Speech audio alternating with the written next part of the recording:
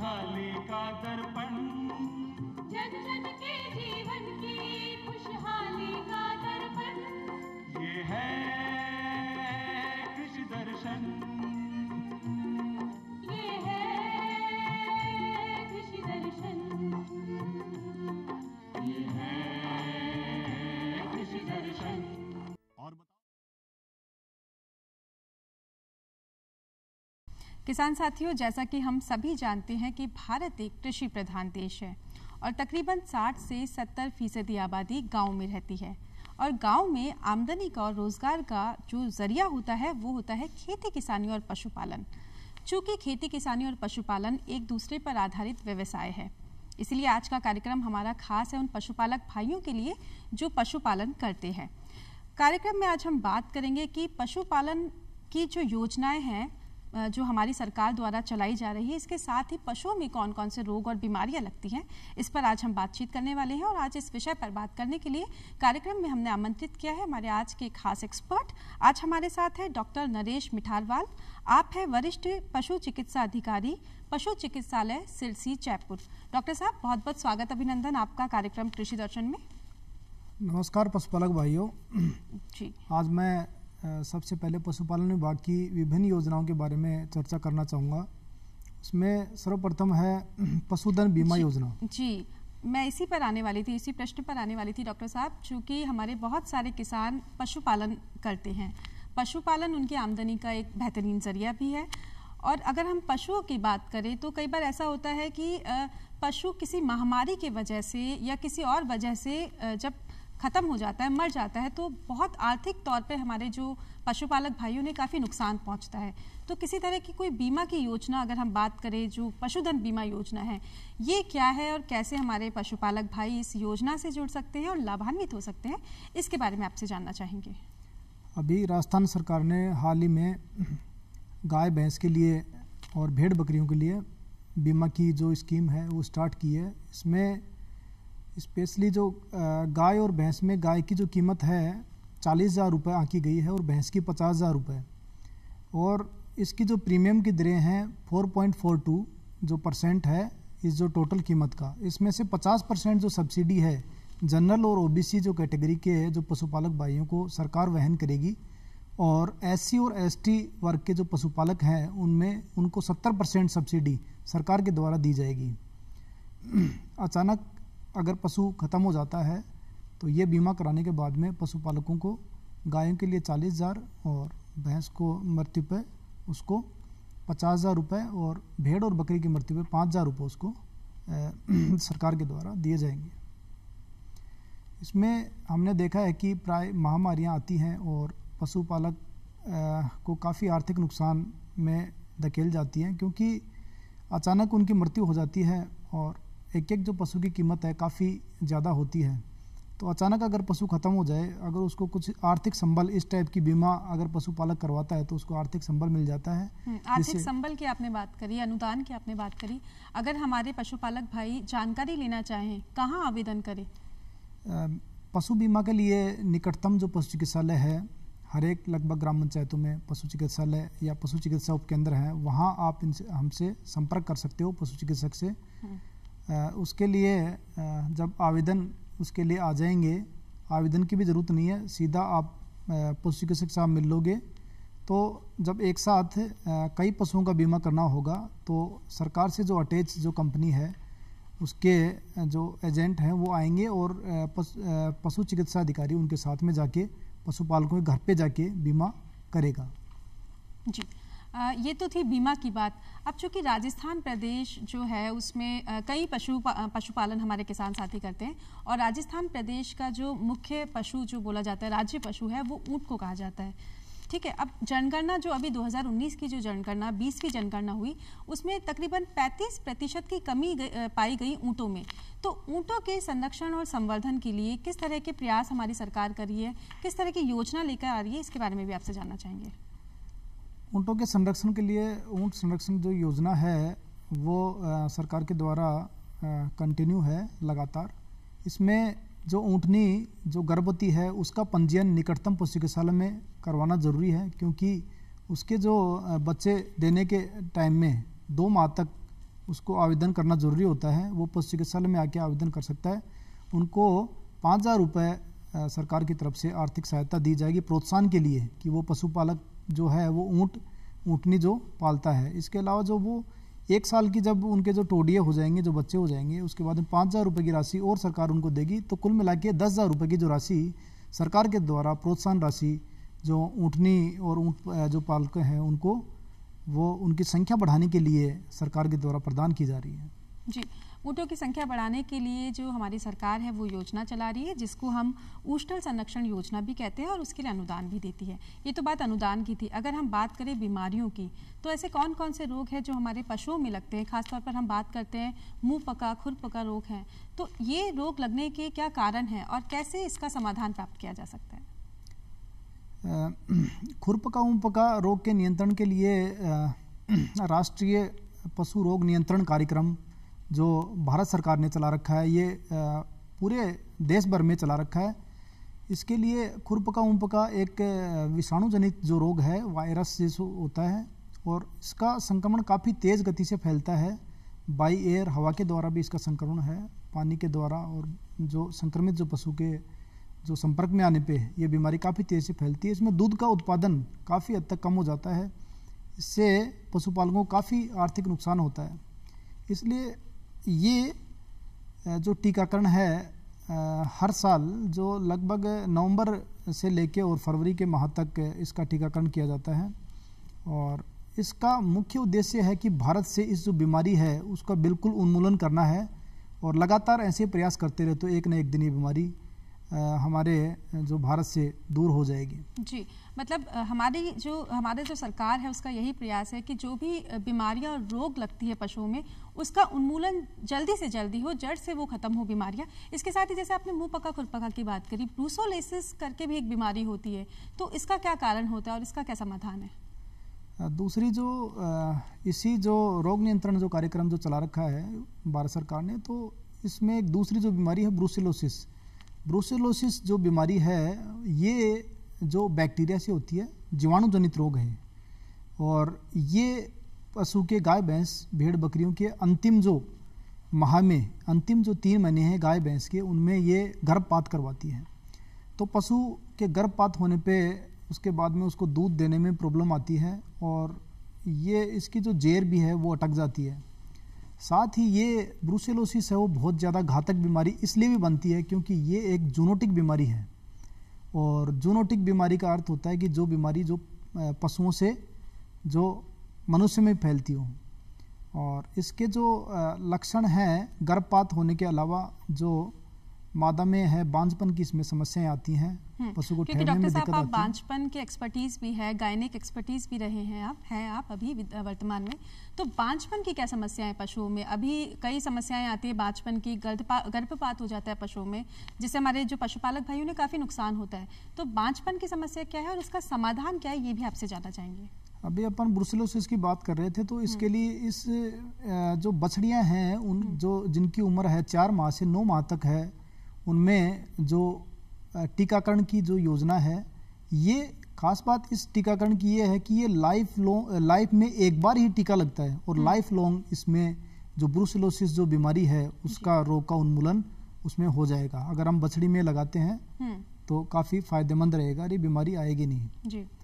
इसके अलावा मनुष्यों में भी इसके जो लक्षण होते हैं उसमें जो वसन कोष में सूजन, और जो औरत हैं उनमें जो बांझपन की समस्याएं हैं, उनके बच्चे नहीं ठहरना, इस टाइप की प्रॉब्लम जो समस्याएं मनुष्यों में भी आ जाती हैं। इसके अलावा जॉइंट पेन रहना आदमियों में भी अगर लगातार रहता है तो ब्रूसेला के लक्षण हो सकते हैं, उसका जांच करवा लेना चाहिए। लेकिन क्योंकि आज का हमारा विषय पशुपालन से संबंधित है, तो हमारे जो पशु हैं उनमें बांझपन का क्या कारण है और क्या समाधान हो सकता है? हाँ, देखो पशुपालक भाइयों, आपकी मुख्य समस्याएं जो हम फील्ड में काम करते हैं तो ये आती हैं कि बांझपन की समस्याएं ज़्यादा आती हैं। बांझपन में मुख्यतः एक समस्या है एनस्ट्रस, मतलब पशु हीट पे नहीं आता है, ये सबसे बड़ी समस्याएं हैं।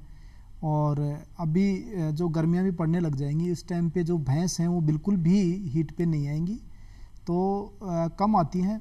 तो इसकी जो मुख्य जो कारण है, पशु नहीं बोलता और टाइम पे नहीं ठहरता, बोलेगा ही नहीं, तब गर्भ धारण वो कर नहीं पाएगा। तो इसका जो मुख्य कारण है, एक तो खनिज लवणों की जो है उसमें पूर्ति नहीं होना उसके शरीर को।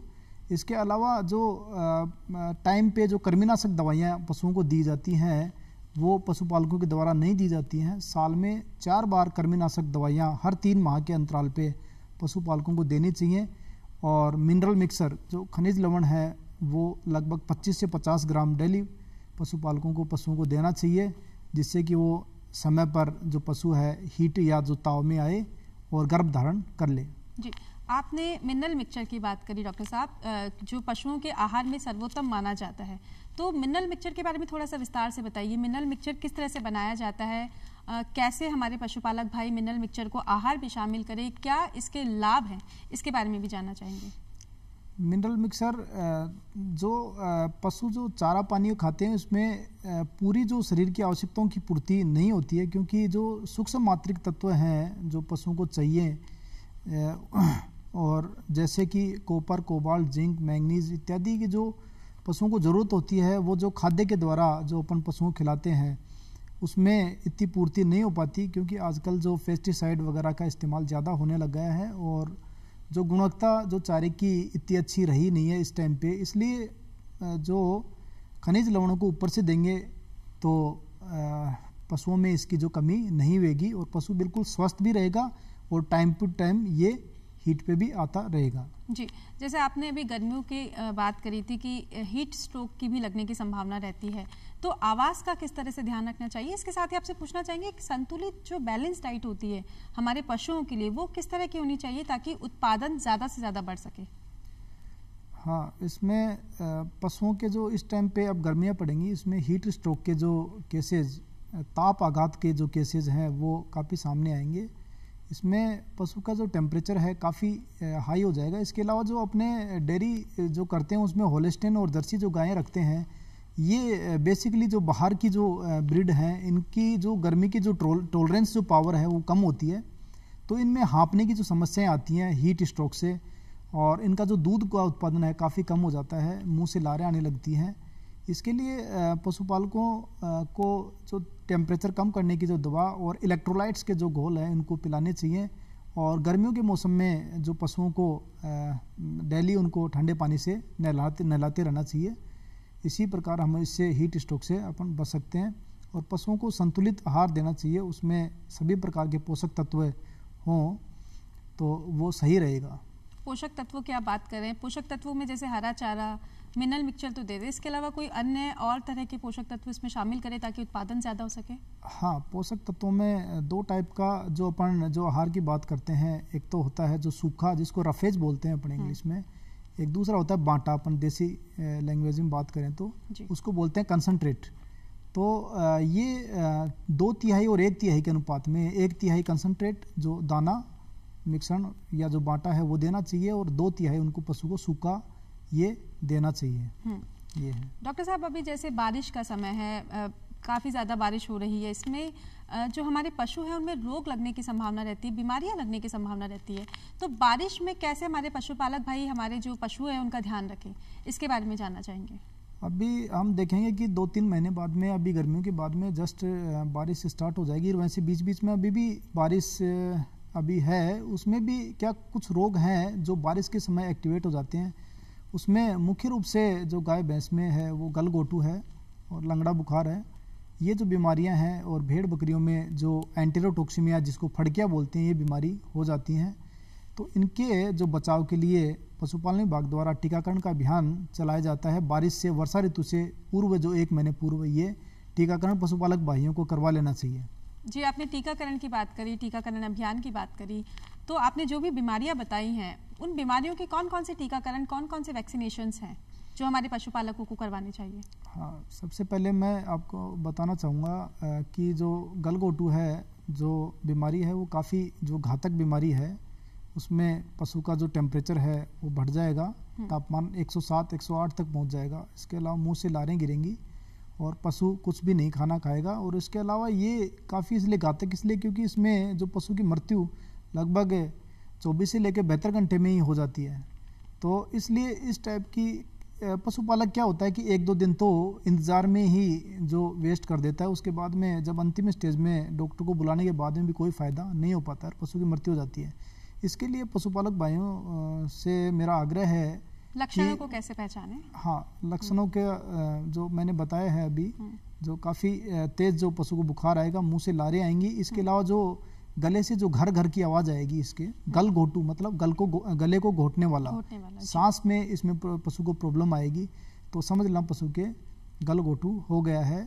तो इसलिए निकटतम जो पशु चिकित्सालय में संपर्क करना चाहिए और उसका इलाज कराना चाहिए।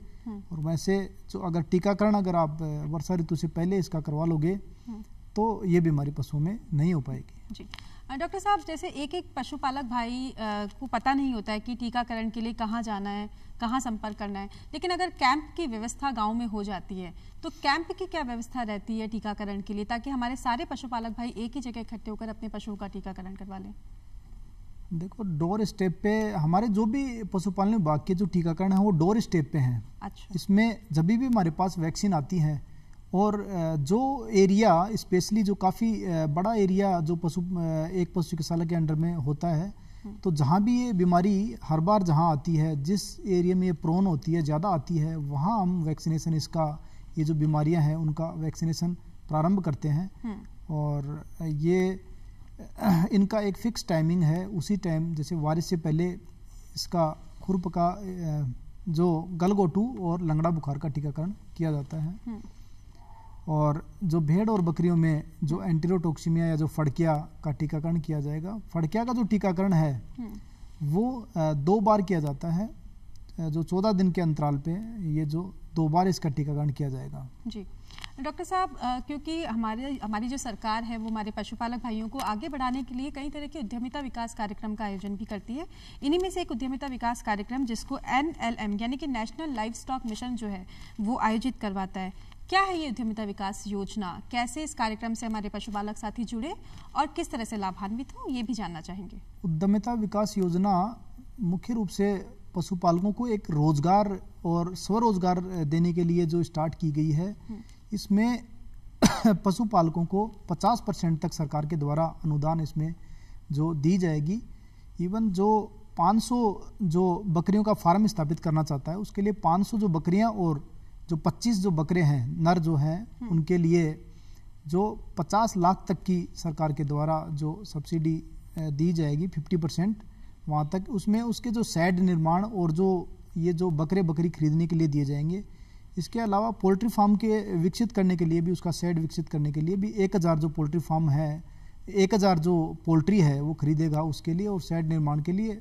इसके अलावा जो उनके हैचरी है उसके लिए जो विकसित जो करेगा उसके लिए भी सरकार के द्वारा जो सहायता राशि पशुपालकों को दी जा रही है। इसके अलावा जो सुअर जो पालन है उनके लिए भी 30 लाख तक का जो सरकार के द्वारा सहायता राशि दी जाती है। तो ये जो सहायता राशि दी जाती है इसके लिए संपर्क कहाँ करें हमारे पशुपालक? इसके लिए अपने जो इसकी जो NLM की जो साइट है वो भी है, आप इसको सर्च कर सकते हो। इसके अलावा निकटतम जो पशु चिकित्सालय से आप संपर्क कर सकते हो, उनके लिए कुछ डॉक्यूमेंट्स जो ज़मीन की उनके उपलब्धता है या नहीं है, इसके अलावा वो प्रशिक्षित है कि नहीं है। अगर प्रशिक्षित नहीं है, अगर कोई गोट फार्म स्थापित करना चाहता है पर गोट के बारे में नॉलेज नहीं है उसको, उसके लिए भी प्रशिक्षण विभाग के द्वारा जो ट्रेनिंग सेंटर हैं यहाँ, तो वहाँ इनको प्रशिक्षण करवाया जाता है और उसके बाद में उनको वो स्कीम जो वो दी जाती है। जी, मतलब किसान साथियों, जो भी हमारे किसान साथी हैं या पशुपालक साथी हैं,